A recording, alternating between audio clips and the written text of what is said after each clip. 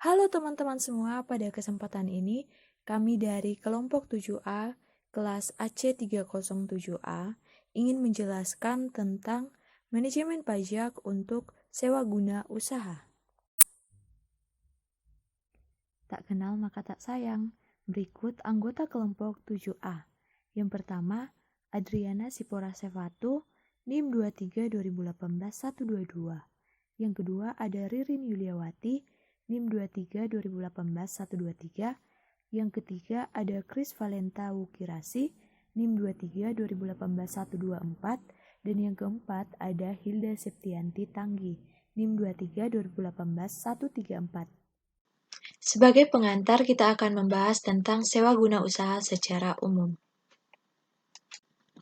Di mana ada 3 poin yang akan kita bahas, yaitu mengenai pengertian sewa guna usaha, yang kedua jenis-jenis sewa guna usaha, dan yang ketiga manfaat sewa guna usaha. Oke, langsung saja ke yang pertama, yaitu pengertian sewa guna usaha. Secara umum, sewa guna usaha atau leasing dapat diartikan sebagai perusahaan atau entitas yang aktivitas intinya adalah pembiayaan dalam bentuk peralatan atau barang modal. Nah, jadi leasing ini adalah suatu perjanjian antara pemilik leasing atau yang kita sebut lessor dan juga nasabah atau lisi, di mana pihak lessor menyediakan barang yang akan digunakan oleh lisi sebagai modal. Kemudian, imbalan untuk lessor berupa bayaran sewa oleh lisi pada waktu tertentu sesuai kesepakatan. Nah, dalam pengertian sewa guna usaha, terdapat beberapa elemen pembentuk leasing, yaitu yang pertama adalah pembiayaan dan penyediaan, yang kedua adanya pihak lessor, yang ketiga adanya pihak lisi, dan yang keempat adanya jangka waktu, yang kelima angsuran atau pembayaran secara berkala, yang keenam adanya hak pilih, dan yang ketujuh adanya nilai sisa yang disepakati bersama. Topik pembahasan yang kedua adalah jenis-jenis sewa guna usaha. Jenis yang pertama adalah kapital lisi. Nah, kapital lisi ini adalah jenis sewa guna usaha yang berbentuk lembaga keuangan. Jenis sewa guna usaha ini di mana yang membutuhkan barang modal atau lisi menentukan sendiri kriteria dan spesifikasi atas barang modal yang dibutuhkan oleh lisi. Selain bebas menentukan barang modal yang diinginkan, lisi juga mencari dan melakukan negosiasi langsung dengan supplier mengenai harga, syarat, ketentuan, dan hal lainnya yang berhubungan dengan barang tersebut. Setelah proses negosiasi selesai, maka lessor akan membayar barang tersebut kepada supplier, dan sebagai imbalan atas jasa penggunaan barang, lisi akan membayar modal kepada lessor secara berkala atau angsuran dalam jangka waktu tertentu sesuai dengan kesepakatan mereka. Nah, jumlah imbalan atas jasa sewa ini secara keseluruhan meliputi harga barang ditambah dengan bunga serta keuntungan pihak lessor. Jadi, capital lease ini terdiri dari 2 jenis, yaitu yang pertama, direct finance lease. Direct finance lease atau sering disebut sebagai true leasing, di mana transaksi leasing pihak lessor membeli suatu barang atas permintaan pihak lisi dan sekaligus menyewa gunakan barang tersebut kepada lisi. Spesifikasi dan penentuan harga atas barang dapat dilakukan oleh lisi. Nah, tujuan dari transaksi ini adalah untuk mendapatkan pembiayaan dengan cara leasing untuk memperoleh barang modal yang dapat digunakan dalam proses produksi dan untuk meningkatkan kapasitas produk dari lisi. Jadi, pembelian yang dilakukan oleh lessor adalah untuk memenuhi kebutuhan dari lisi. Transaksi ini terjadi apabila lisi sebelumnya belum memiliki barang modal dan merupakan objek atas lisi. Jenis yang kedua adalah sell and lease back.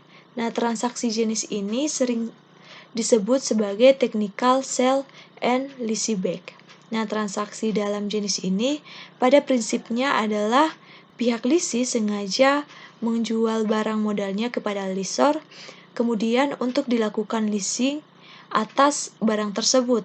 Jenis leasing ini bertujuan untuk mendapatkan dana tambahan untuk modal kerja. Jadi bisa dikatakan sebagai refinancing. Jenis yang kedua adalah operating lease. Nah, leasing jenis ini di mana lessor membeli barang dan kemudian disewakan kepada lisi, di mana dalam praktiknya lisi membayar sewa dengan jumlah yang meliputi harga barang serta biaya yang dikeluarkan oleh lesor. Pada saat menentukan harga lisi, lesor tidak memperhitungkan biaya karena diharapkan harga barang tersebut masih cukup tinggi. Dalam transaksi ini tidak ditentukan adanya nilai sisa dan hak opsi bagi lisi. Jenis yang ketiga adalah sell type lease atau lisi penjualan, di mana transaksi jenis ini biasanya dilakukan oleh perusahaan industri yang menjual lisi barang dari hasil produksinya. Nah, dalam kontrak perjanjian diakui dua pendapatan, yaitu pendapatan penjualan barang dan juga pendapatan bunga atas jasa selama jangka waktu lisi. Jenis yang keempat adalah leverage lease. Nah, pada jenis ini ada pihak ketiga yang terlibat, yang sering disebut sebagai credit provider atau sebagai kredit jangka panjang yang ikut membiayai suatu objek leasing. Nah, jadi dalam jenis ini, lesor tidak membiayai leasing secara penuh 100% dari harga barang, melainkan hanya antara 20-40% dan sisanya dibiayai oleh credit provider. Jenis yang kelima adalah cross border leasing. Nah, transaksi jenis ini dilakukan dengan melewati batas negara. Dengan demikian, antara lessor dan lisi terdiri dari dua negara yang berbeda. Nah, barang atau peralatan yang menjadi objek pada transaksi ini tentunya meliputi nilai jutaan dolar Amerika Serikat atau yang memiliki nilai yang besar. Pembahasan yang ketiga adalah manfaat sewa guna usaha. Nah, sewa guna usaha atau leasing memiliki beberapa manfaat dan keuntungan dalam penggunaannya. Manfaat yang bisa didapatkan dari leasing ini yaitu sebagai berikut. Yang pertama, fleksibel.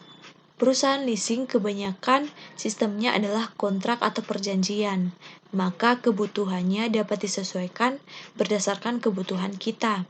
Dan untuk pembayaran dan jangka waktu pembayarannya juga dapat disesuaikan dengan kondisi perusahaan.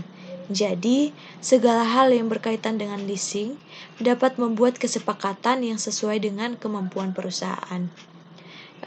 Yang kedua adalah capital saving. Nah, bisa digunakan untuk menghemat modal bagi leasing. Karena pada leasing bisa memberikan pembiayaan 100%, tapi menyediakan down payment yang jumlahnya sesuai dengan kemampuan dari leasing.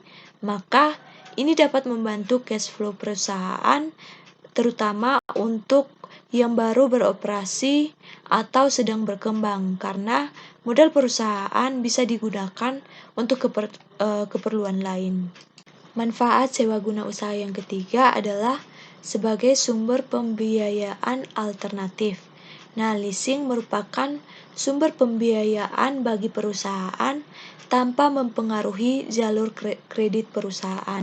Nah, leasing tidak menuntut adanya jaminan karena hak kepemilikan objek dan kesepakatan pembayaran angsuran sudah ditetapkan dalam perjanjian sesuai dengan pendapatan yang dihasilkan atas penggunaan objek yang disewakan. Yang keempat adalah sebagai pelindung terhadap inflasi.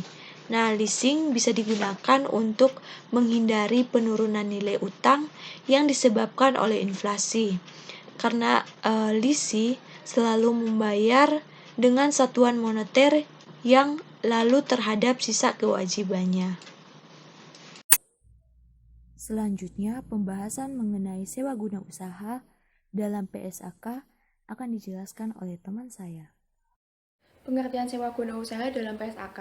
Nah, jadi secara umum sewa guna usaha atau leasing ini dapat diartikan sebagai pembiayaan dalam bentuk peralatan atau barang modal yang telah disepakati pada periode waktu tertentu.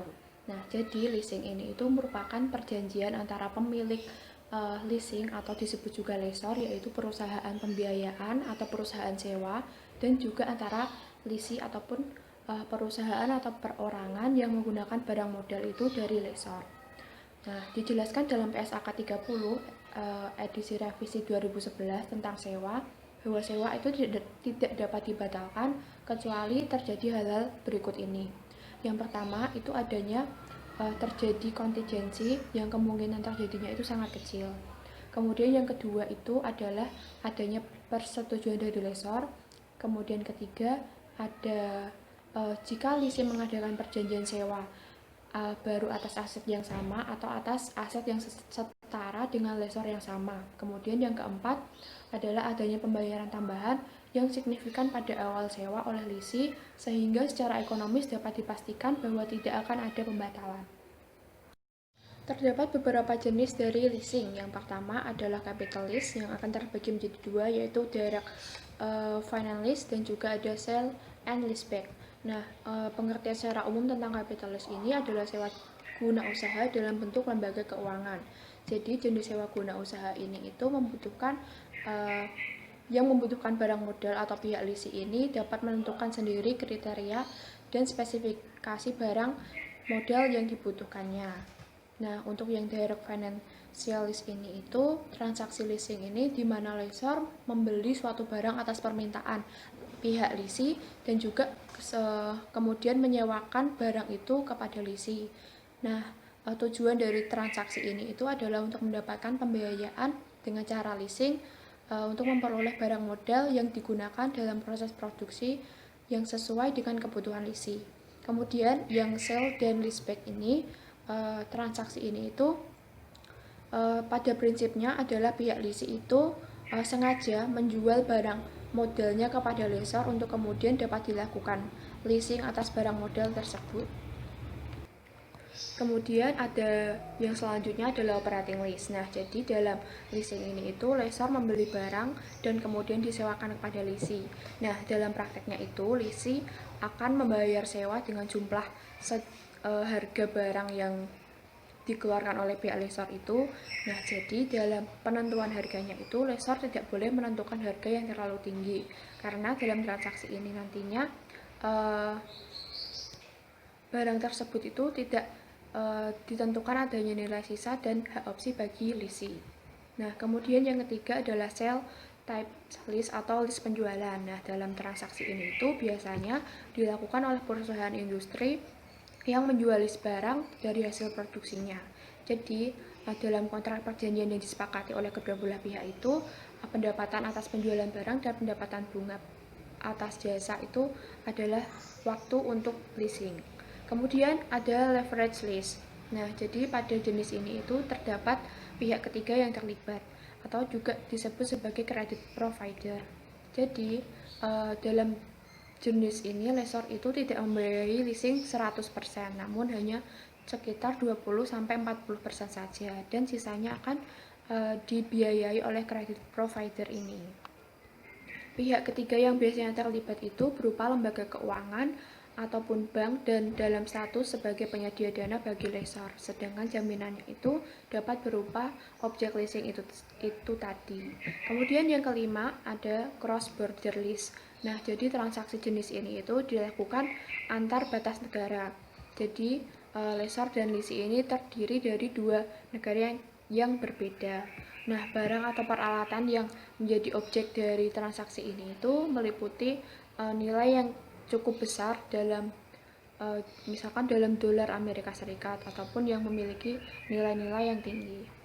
Sewa guna usaha yang diklasifikasikan sebagai sewa pembiayaan yaitu yang pertama adalah adanya pengalihan sewa kepemilikan aset kepada lisi pada akhir masa sewa. Kemudian yang kedua adalah pihak lisi memiliki opsi untuk membeli aset pada harga yang cukup rendah dibandingkan nilai wajar.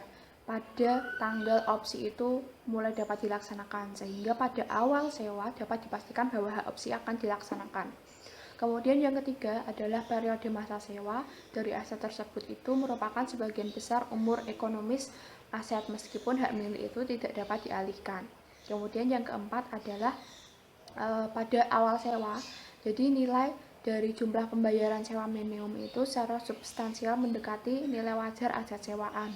Kemudian yang kelima adalah aset yang disewa itu oleh lisi itu bersifat khusus dan hanya lisi yang dapat menggunakannya tanpa perlu adanya modifikasi secara material. Nah, jadi apabila tidak memenuhi kelima indikator tersebut, maka sewa itu dapat diklasifikasikan sebagai operating lease. Nah, namun dari finance lease sendiri itu terdapat beberapa indikator yang mengarahkan suatu sewa itu dapat diklasifikasikan sebagai sewa pembiayaan. Karena yang pertama adalah apabila terjadi pembatalan sewa yang dilakukan leasing, maka kerugian yang dialami oleh lessor ini terkait dengan pembatalan ditanggung oleh leasing. Kemudian apabila terjadi untung dan rugi dari fluktuasi nilai wajar residu itu dibebankan kepada leasing. Contohnya dalam bentuk potongan harga rental dan yang setara dengan sebagian besar hasil penjualan residu pada akhir sewa.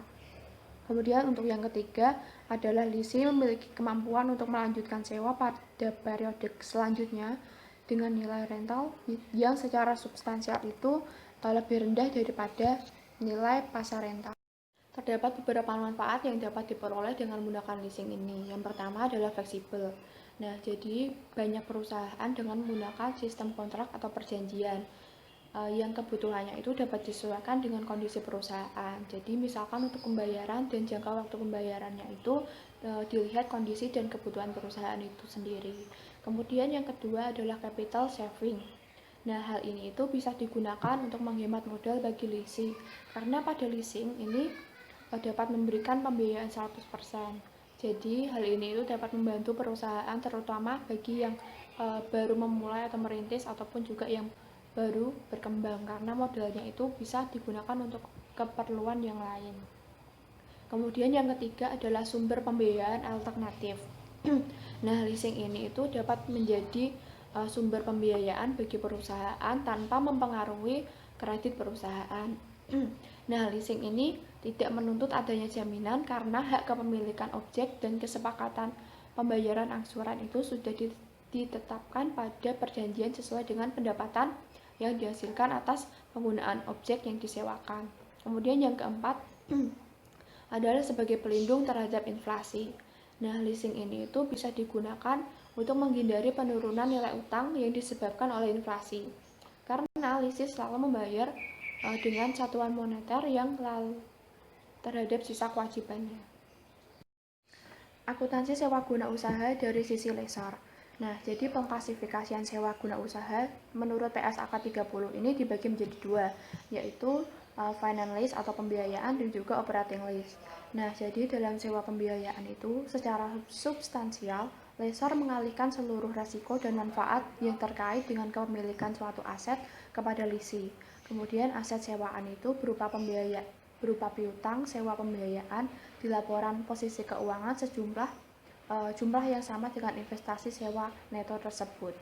Nah, perlakuan akuntansi untuk perusahaan sewa guna usaha lessor ini yang pertama adalah operating lease, yaitu barang modal yang disewa guna usahakan harus diperlakukan dan dicatat sebagai aset sewa guna usaha berdasarkan harga perolehan. Kemudian yang kedua adalah pembayaran sewa guna usaha atau lease payment ini selama tahun berjalan itu dapat diperoleh dari penyewa guna usaha, diakui dan dicatat sebagai pendapatan sewa. Jadi pendapatan sewa itu harus diakui juga berdasarkan metode garis lurus sepanjang umur masa sewa guna usaha. Jadi meskipun pembayaran sewa guna usaha ini mungkin dilakukan dalam jumlah yang tidak sama setiap periode. Kemudian untuk finance lease-nya, yang pertama adalah penanaman neto dalam aset yang disewa guna usahakan ini harus diperlakukan dan dicatat sebagai penanaman neto sewa guna usaha.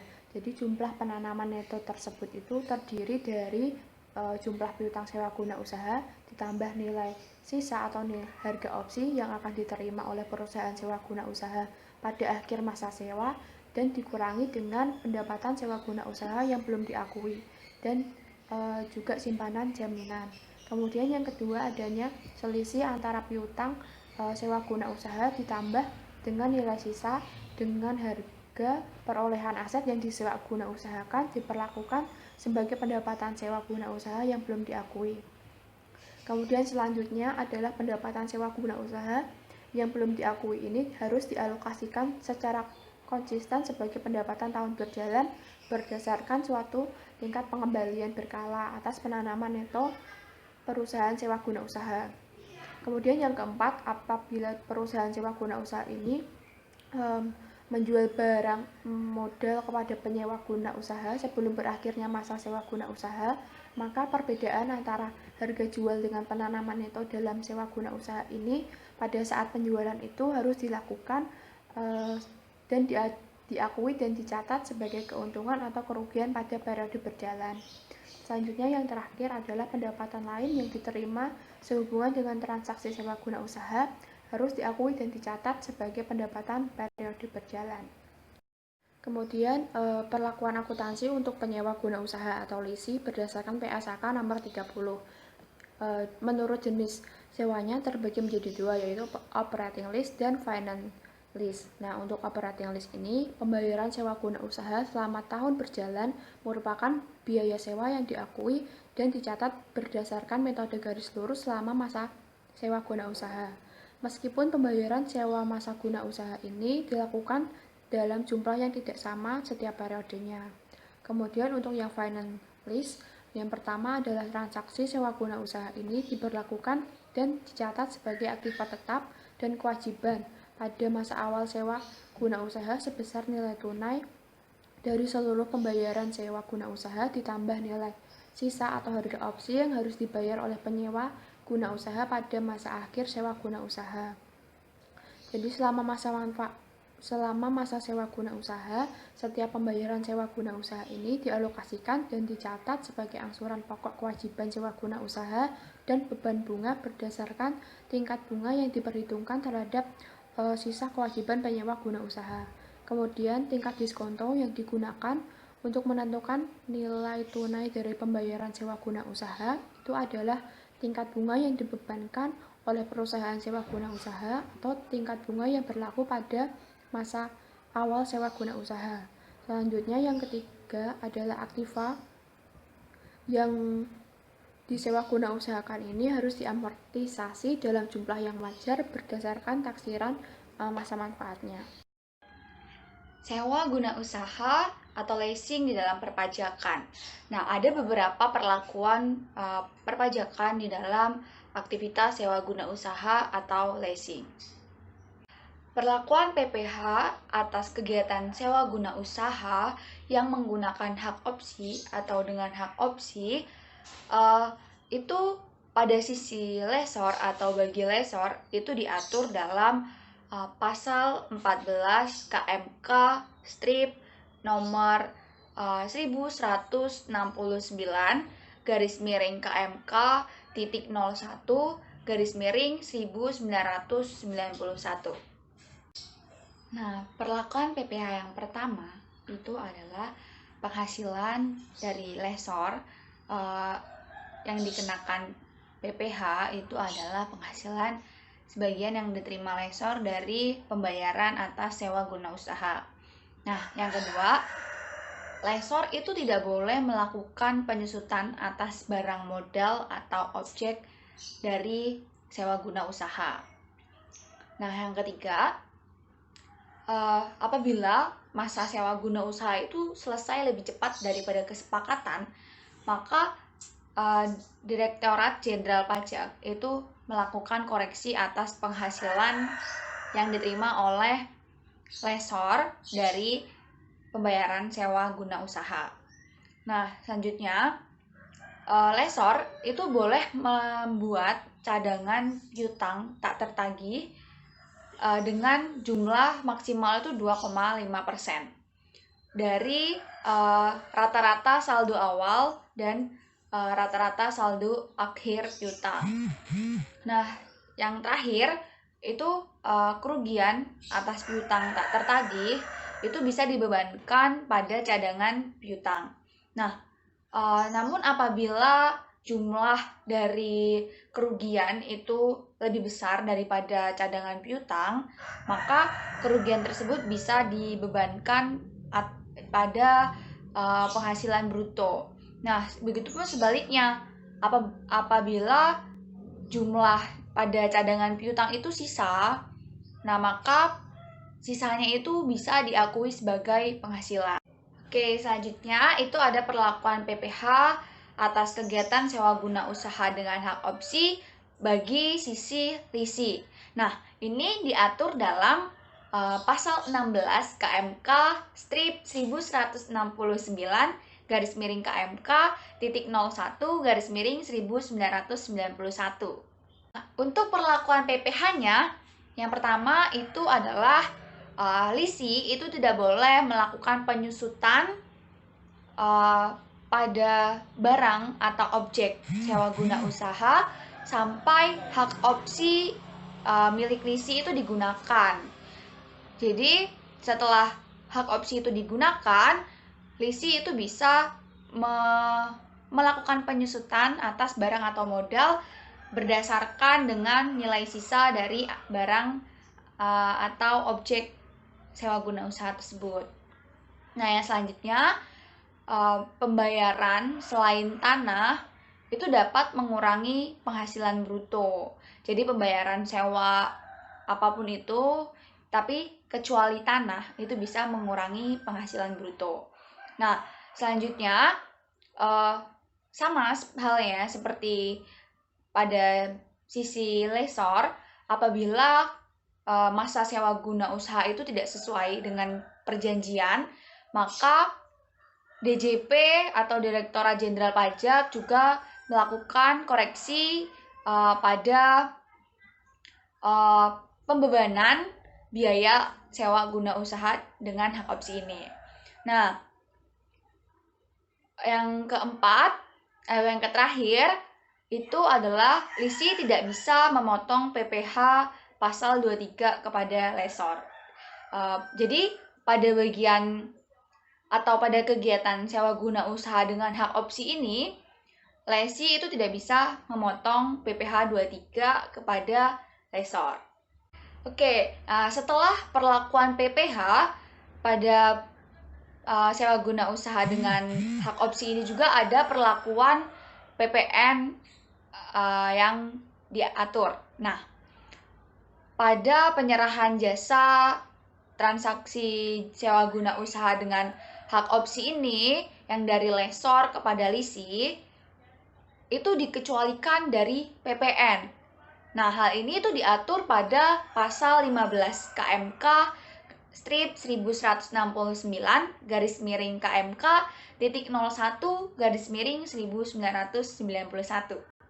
Nah, apabila barang kena pajaknya itu berupa modal yang menjadi objek pembiayaan itu berasal dari pemasok, maka lessor itu tidak perlu dikukuhkan sebagai PKP. Nah, yang perlu dikukuhkan sebagai PKP itu adalah pemasok atau suppliernya, namun tetap memperhatikan ketentuan tentang perusahaan kecil yang ketentuan tentang PKP itu. Nah, terus yang selanjutnya PKP pemasok itu wajib menerbitkan faktur pajaknya kepada lisi gitu. Nah, yang terakhir, dasar pengenaan pajaknya dalam yang tercantum dalam faktur pajak itu harus sebesar atau sesuai dengan harga jual dari PKP atau dari PKP pemasok atau PKP supplier. Jadi harus sesuai, tidak boleh ditambah ataupun dikurangi. Apabila barang kena pajaknya itu berasal dari persediaan dari pihak lessor, nah maka perlakuannya yang pertama itu adalah walaupun lessor itu melakukan dua penyerahan dalam transaksi ini, yaitu penyerahan jasa dan juga penyerahan barang kena pajak, namun yang terkena PPN itu hanya barang kena pajaknya saja. Penyerahan jasanya itu tidak dikenakan PPN. Nah, kemudian dasar pengenaan pajak dalam faktur pajak itu harus sesuai juga dengan harga jualnya. Harga jual tanpa ada unsur biaya. Jadi pure sesuai dengan harga jual. Nah, setelah tadi ada perlakuan pajak pada sewa guna usaha yang dengan hak opsi, sekarang ada perlakuan pajak pada sewa guna usaha yang tanpa hak opsi. Nah, yang pertama itu adalah pada sisi lessor. Nah, pada sisi lessor, penghasilan yang berasal dari sewa guna usaha itu adalah objek dari PPh. Nah, yang kedua, biaya penyusutan tanpa hak opsi itu diatur dalam pasal 11 Perundang-undangan Pajak Penghasilan 1984. Nah, kemudian pada sisi lisi, yang pertama itu seluruh pembayaran dari sewa guna usaha itu bisa mengurangi penghasilan bruto. Nah, hal ini yang selanjutnya ini membedakan dengan sewa guna usaha tanpa hak opsi dan sewa guna usaha dengan hak opsi. Nah, jika dalam sewa guna usaha dengan hak opsi, lisi itu tidak bisa memotong PPh pasal 23. Namun, apabila dalam sewa guna usaha tanpa hak opsi atau yang tidak menggunakan hak opsi, lisi itu dapat memotong PPh pasal 23 kepada lessor. Oke, kemudian untuk perlakuan PPN pada sewa guna usaha yang tanpa hak opsi, nah yang untuk terkait sell lease and back itu diatur pada SE strip 129-PJ-2010. Nah, dalam hal penyewa guna usahaan kembalinya itu merupakan sewa guna usaha tanpa hak opsi, maka penyerahan BKP dari lisi kepada lessor itu akan dikenai PPN sesuai dengan ketentuan peraturan perundang-undangan perpajakan. Nah, selanjutnya untuk penyerahan jasa sewa guna usaha tanpa hak opsi ini yang dilakukan oleh lessor kepada lisi itu juga akan dikenai pajak pertambahan nilai. Selanjutnya kita akan membahas tentang kesimpulan dari materi sewa guna usaha atau leasing. Nah, leasing sendiri merupakan pembiayaan atas barang modal yang bisa membantu perusahaan mendapat modal dan juga tidak menyulitkan perusahaan karena pembayarannya dilakukan secara berkala dan juga dapat diangsur. Nah, perlakuan sewa guna usaha sendiri dalam akuntansi dan perpajakan juga saling berhubungan karena terdapat peraturan yang harus diikuti dalam melakukan transaksi leasing, baik dari sisi lessor maupun lisi. Selanjutnya kita akan membahas tentang perbedaan sewa guna usaha menurut PSAK dan perpajakan. Dibagi menjadi dua bagian, yaitu sewa guna usaha dengan hak opsi dan juga sewa guna usaha tanpa hak opsi. Nah, kita akan membahas pertama-tama yaitu sewa guna usaha dengan hak opsi. Nah,